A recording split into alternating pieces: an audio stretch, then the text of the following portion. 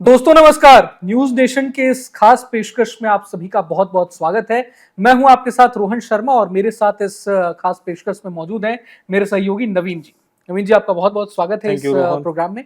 दोस्तों, आज का हमारा मुद्दा है हरियाणा चुनाव। हरियाणा में 5 अक्टूबर को मतदान होने हैं, मतलब करीब 2 हफ्ते का समय शेष रह गया है।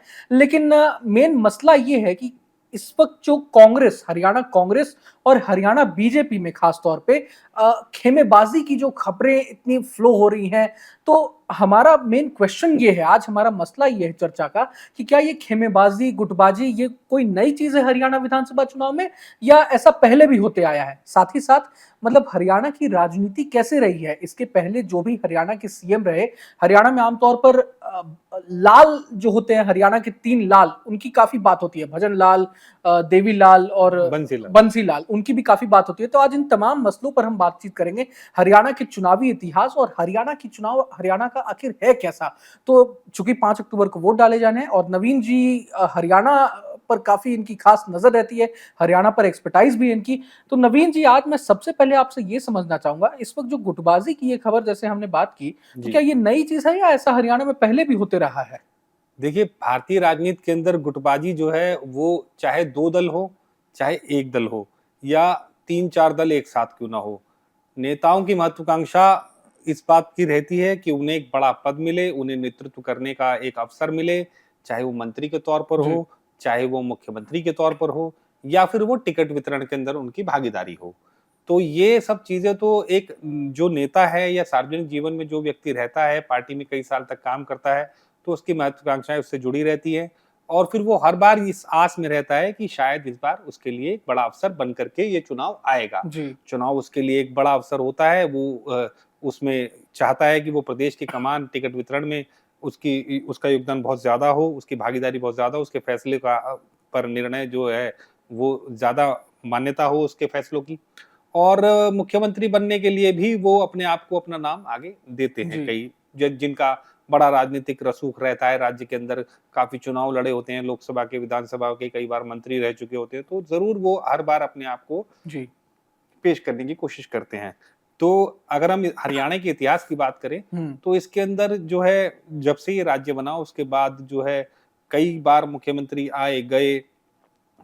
5 साल तक कंटिन्यू राज करने वाले मुख्यमंत्री यहाँ कम देखे गए। जी। उसका कारण ये है कि हरियाणा में जो छोटी पार्टियां और बड़े दल और बिरादरी की जो छत्रप थे, उनका यहाँ वर्चस्व बहुत ज्यादा रहा। आप देखेंगे कि पहले मुख्यमंत्री के बाद में जो दूसरे मुख्यमंत्री आए, फिर तीसरे मुख्यमंत्री आए, उसके बाद राष्ट्रपति शासन लगा, फिर मुख्यमंत्री बने, फिर राष्ट्रपति शासन लगा। तो जो चीजें भी यहाँ तब्दील हुई, उसके अंदर सबसे बड़ी चीज ये थी कि नेताओं की अपनी महत्वाकांक्षा इतनी ज्यादा थी कि वो दिन ब दिन, आज अगर कोई नेता किसी पार्टी का है तो अगले दिन वो किसी और पार्टी में चला गया और जी। सरकार तुरंत बदल गई। सुबह किसी पार्टी का नेता शाम तक रहते आते आते अपना फैसला बदल लेता और फिर वो सरकार जो है बन ही नहीं पाती। तो ऐसे कई किस्से जो है हरियाणा की राजनीति में रहे हैं। हम इस पर आगे विस्तार से बात करेंगे। जी, लेकिन नवीन, जैसा कि हम बाकी के राज्यों में देखते हैं, बिहार, यूपी हो, वहाँ पर कास्ट पॉलिटिक्स काफ़ी ज़्यादा मतलब होती है। तो क्या हरियाणा में भी ऐसा है, जाट, गुर्जर या दलित समुदाय, मतलब इनकी कास्ट पॉलिटिक्स पर आप क्या कहना चाहेंगे, हरियाणा को कैसे देखते हैं? देखिए कितना हरिया अहम हो जाता है कास्ट देखिए पॉलिटिक्स? हरियाणा जी। में कास्ट पॉलिटिक्स तो पूरे देश का हिस्सा जी। है। पूरे देश के आप देखेंगे सभी राज्य जो है वो जातिगत आधार पर जो है अपने प्रत्याशी जी। निर्धारित करते हैं। उनका एक कोशिश रहती है कि जातिगत वोटों को एक साथ लिया जाए और एक संदेश ऐसा दिया जाए कि हम इस समाज के को प्रतिनिधित्व देते हैं, जी। उनके व्यक्ति को अपने यहाँ मान सम्मान देते हैं, उनको टिकट देते हैं, उनको विधायक बना करके विधानसभा या सांसद तक पहुंचाते हैं। तो ये सब चीजें जो है जाति दरअसल उस समाज को राजनीतिक प्रतिनिधित्व देने की बात जो है वो हर राजनीतिक पार्टी को, लोकतंत्र के अंदर देखिए वो सब भी देश की जनता है और जी। हर समाज ये चाहता है जो पीछे रह गए जो है विकास की लाइन में, उनका उनको ये मतलब संदेश देने की कोशिश होती है कि आपको हम कितना आगे लेकर के आ रहे हैं, आपके लोगों को प्रतिनिधित्व दे रहे हैं। जी। तो इसमें जो है आप हरियाणा की बात करें तो हरियाणा में जाट समुदाय जो है, किसान समुदाय है और उनके पास भूमि है, वो किसानी का काम जी। करते हैं। उनका राजनीतिक वर्चस्व जो है वो आप देखेंगे तो चौधरी देवीलाल के बाद से हुँ। काफ़ी तेज़ी से बढ़ा। हुँ। और उससे पहले राज्य के पहले मुख्यमंत्री तो ब्राह्मण थे, बनारसी दास गुप्ता, वो वैश्य समाज से थे। उसके बाद जब मुख्यमंत्री बंसीलाल बने, बंसीलाल के बाद में देवीलाल जी, के बाद में जो है ओम प्रकाश चौटाला, ये भी जी। जाट थे। हाँ, राव बीरेंद्र सिंह ज़रूर इसमें कुछ दिन के लिए मुख्यमंत्री बने थे, हुँ, लेकिन वो यादव समाज से थे। जी, और हम देखेंगे कि ज़्यादातर मुख्यमंत्री जो है हरियाणा में जाट समाज से ही बने जी। हैं। चाहे वो भूपेंद्र सिंह हुड्डा हो, चाहे बंसीलाल हो, देवीलाल हो, ओम प्रकाश चौटाला हो और क्या बोलते हैं, उसके बाद भी जो मुख्यमंत्री के दावेदार आए दूसरी पार्टियों से भी, जैसे दुष्यंत चौटाला को माना जा रहा था कि वो जी। मुख्यमंत्री बनेंगे, वो भी जाट परिवार से ही हैं। बाकी हम गैर जाट मुख्यमंत्रियों की बात करें तो मनोहर लाल खट्टर, नायब सिंह हुँ, सैनी और इनसे पीछे हम जाते हैं तो भजन लाल बिश्नोई। जी, वो बिश्नोई समाज से थे। बिश्नोई समाज की संख्या जो है आमतौर पर बिश्नोई समाज राजस्थान में पाया जाता है, जी, राजस्थान में होता है जी, और यहाँ हिसार और सिरसा की बेल्ट में भी बिश्नोई लोग काफ़ी ज़्यादा अच्छी आबादी में हैं। तो उनके बेटे कुलदीप बिश्नोई और चंद्रमोहन बिश्नोई वो भी राजनीति में सक्रिय हैं और बाकी बनारसी दास गुप्ता यहाँ मुख्यमंत्री रहे जो कि वैश्य समाज से थे। पहले जो मुख्यमंत्री थे वो ब्राह्मण समाज से थे। जी। तो अब क्या है कि जैसे-जैसे हम 2000 पार करते गए, उसके बाद सामाजिक समीकरण पूरी तरह से बदलते चले गए। हुँ, जाटों का वर्चस्व क्योंकि राजनीतिक और पंचायतों के अंदर बहुत ज़्यादा रहा जी। हमेशा से। तो इसलिए बाद में आते-आते जब 14 की साल आया, तो बीजेपी ने इसके अंदर एक बड़ा फेरबदल किया। अचानक से मनोहर लाल खट्टर का नाम आता है। जी, ये बीजेपी का एक जो है अलग सामाजिक समीकरण था। उन्होंने गैर जाट एक नेता को पंजाबी समुदाय से खत्री परिवार से आने वाले खट्टर साहब को वहाँ मुख्यमंत्री बनाया। बीजेपी की ये पूरी जो थी रणनीति वो ये थी हुँ, कि जाटों के अलावा जो अदर ओबीसी जातियाँ हैं, हुँ, पिछड़ी जाति या सवर्ण जातियाँ भी जो हैं, वो एक फेस वहाँ पर दें और उनकी लामबंदी की वजह से ही बीजेपी वहाँ पर जीती और जी। उन्होंने एक फेस बनाया उधर। और अब तो कहीं न कहीं बीजेपी वो दलित वोट बैंक पर भी काफ़ी नज़र डाल रही है, जैसा कि कुमारी शैलजा को लेकर हमने देखा। बहरहाल आगे बढ़ते हैं। नवीन, जैसा कि आपने चुनावी छत्रप का ज़िक्र किया, तो हरियाणा में हमेशा वो लाल जो होते हैं उनका ज़िक्र होता है, जैसे देवीलाल, बंसीलाल, भजनलाल। तो इनकी राजनीति कैसी थी? आपने ज़िक्र किया कि कोई भी 5 साल तक टर्म अपना पूरा नहीं कर पाया, तो इतने जो बड़े फेसेस थे, इनकी राजनीति कैसी थी हरियाणा में? कितना प्रभाव था इनका? देखिए 5 साल तक पूरा करने वाले जो नेता थे जी, उनमें सबसे बड़ा नाम जो है वो भजनलाल जी, का है। भजनलाल सबसे ज़्यादा दिन तक यहाँ मुख्यमंत्री रहे। जी। 12 साल से ज़्यादा वो यहाँ मुख्यमंत्री रहे। इनके बिल्कुल थोड़े से ही पीछे चौधरी बंसीलाल रहे। वो 11 साल कुछ महीने तक हुँ, राज्य की कमान उन्होंने सँभाली। भजनलाल 2 बार मुख्यमंत्री बने, हुँ, बंसीलाल 3 बार मुख्यमंत्री बने। ओम प्रकाश चौटाला या देवीलाल की हम बात करें, जी। जो देवीलाल पूरे हरियाणा के सबसे बड़े नेता माने जाते जी, हैं। पूरे आप हरियाणा ही नहीं देखेंगे नवीन, वो तो मतलब राष्ट्रीय स्तर जी, पर। जी, पूर्व जी, डिप्टी हुँ, पीएम थे जी, भारत के, जी, तो प्रधानमंत्री भी बनने जी, वाले थे एक जी, बार।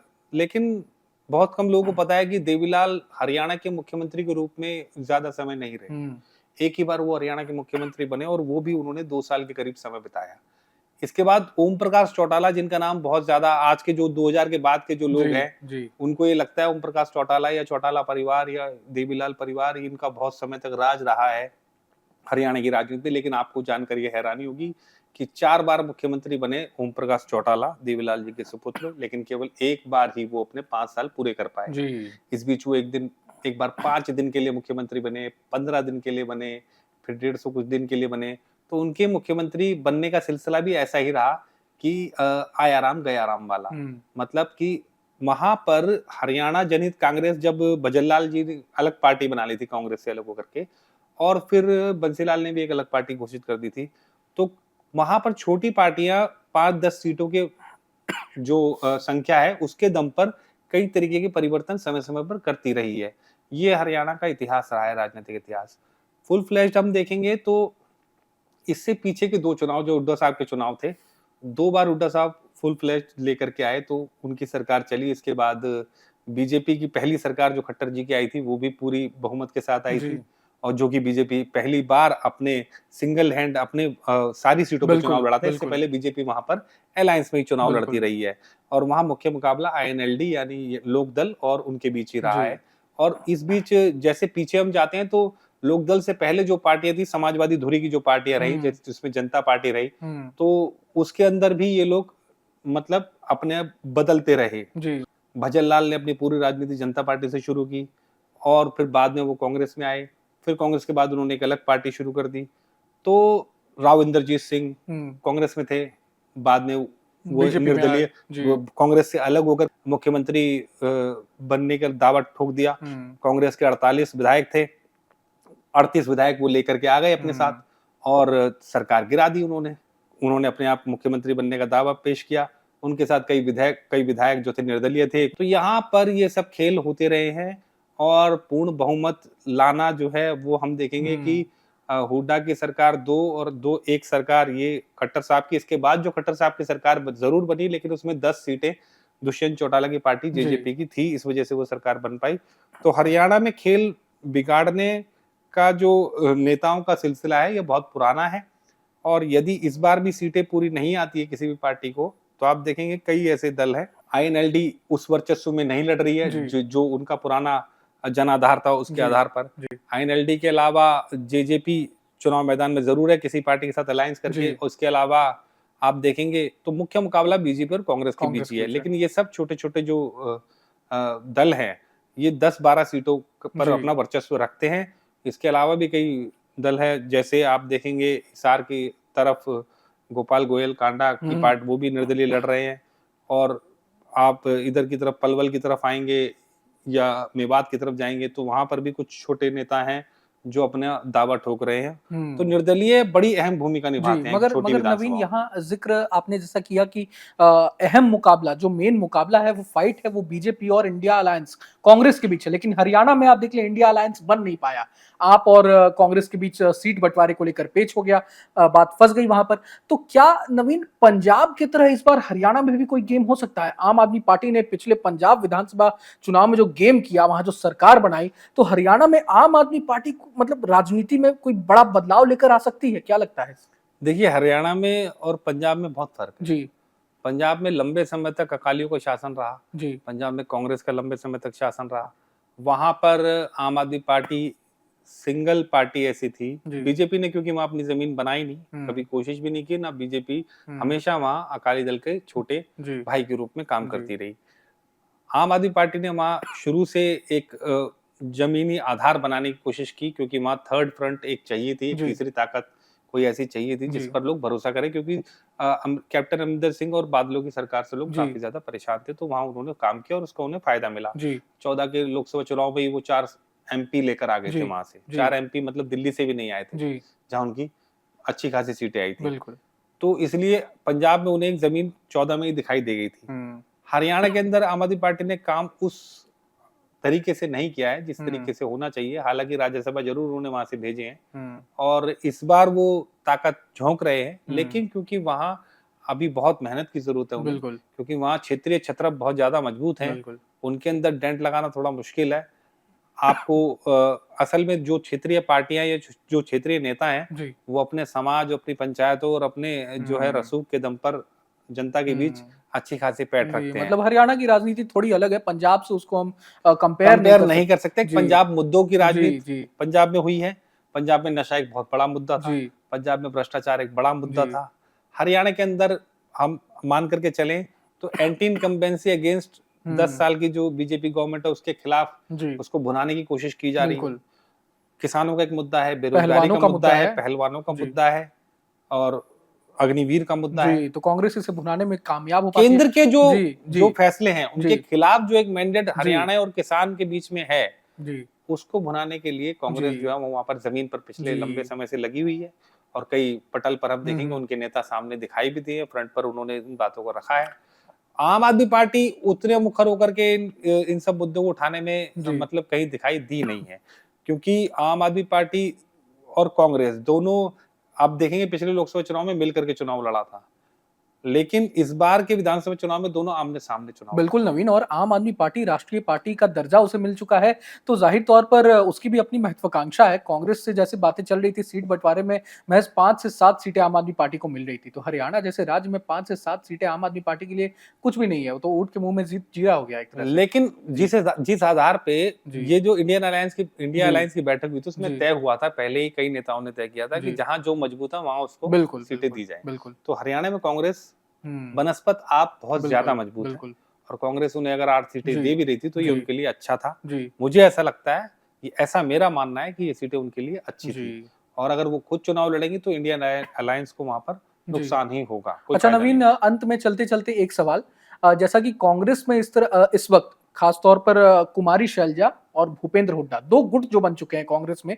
एक भूपेंद्र हुड्डा का गुट है और एक है एसआरके, यानी कुमारी शैलजा, रणदीप सुरजेवाला और किरण चौधरी। हालांकि किरण चौधरी तो अब बीजेपी उन्होंने ज्वाइन कर लिया।